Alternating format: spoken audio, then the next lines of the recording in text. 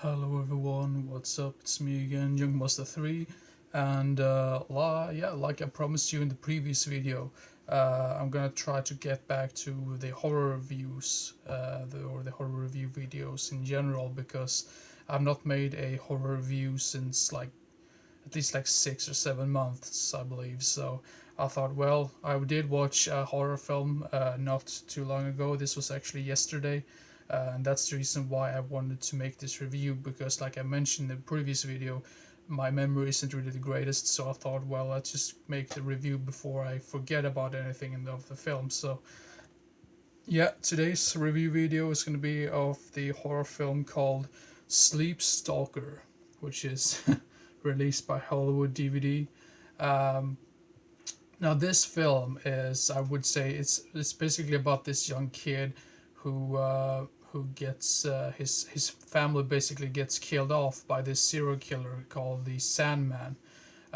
So yeah, that's not really a big spoiler because the movie pretty much starts like that. So his mother and father gets killed off, and then we cut to 17 years later, and the thing is, once right after the Sandman kills his parents, he gets arrested by the police, and the Sandman is get pretty much gets sentenced to death. And then we cut to like 17 years later when of course the kid is now grown up, um, and his friends and all that, and one of his friends pretty much tells him, well, this Sandman is gonna get executed today or like tomorrow, I believe, something like that. And of course that triggers some really horrible memories for him. And then even though they try to like kill off the Sandman in this gas chamber, which is really strange because I had no idea the if that was even. I mean, I'm not from the U.S. myself, so I'm not sure how common that is at all because I'm more used to people talking about the electric share or lethal injection. So I thought that was very weird, but maybe that was just because they want to have the gas chamber thing interconnected with the character of the Sandman because there's not really a spoiler or anything, but he pretty much dies in the gas chamber. But before that happens, a preacher gives him some sort of weird cross and puts some weird spell on him, and yeah, this preacher guy is really creepy and really, yeah, really frightening to a certain degree, I would say. Kind of reminds me of some of the voodoo type stuff that you would see in Serpent and the Rainbow, the Wes Craven film. Um, and then again, I mean, then this guy basically, the Sandman, gets resurrected in a way, and of course he wants to kill off the kid who's now grown up, Griffin. I believe Griffin was his name. Yeah, Griffin. Yeah. So it's pretty much up to him and his friends to defend themselves against the Sandman because, of course, the authorities don't believe them. They just think they are making it up, and of course, he has to prove for the police that the Sandman is still alive. So yeah, that's pretty much. I'm gonna leave the story at that before I talk about any other things about the film itself. But now to the film itself. I thought the writing was very interesting and really good.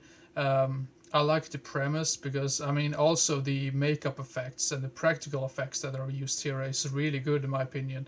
Of course, some of the CG effects have not aged very well, but then again, this is a film from 1995. And like when I say the makeup effects are really good, the makeup effects on the Sandman after he gets like pretty much resurrected is really great. He kind of reminded me of a mix between Candyman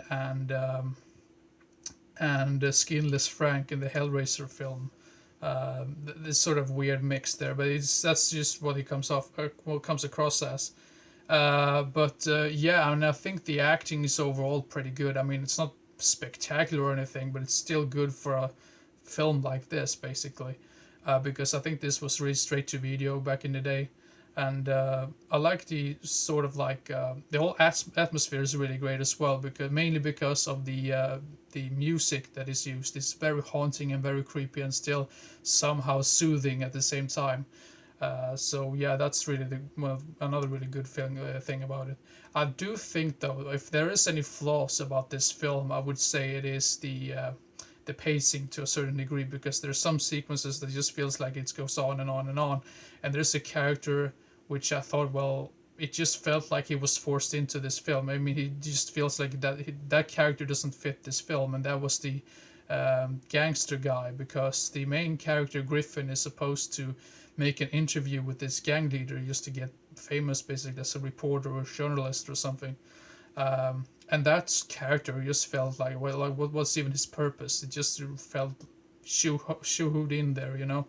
Well, enough about that. That's my review for the Sleepstalker. If you like 90s horror films in general, I would recommend this one. And if you do like Hellraiser or Candyman, this is a pretty nice little mix in between those.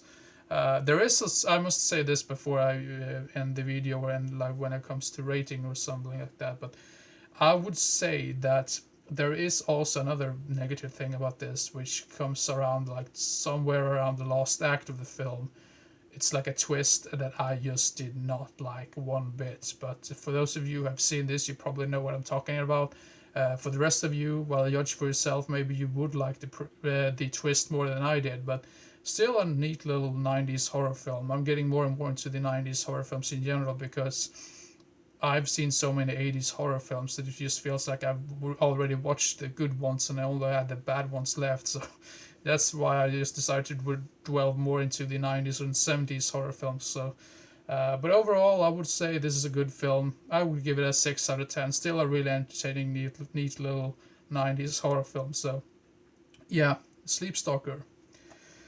Now, I hope you enjoyed this little review, and hopefully I'll continue with the review videos. I know I've been lacking horror review videos for like months now, but the next video is probably going to be either another update video or or the top 5 of the month for the month of February. We'll have to see until then, but yeah.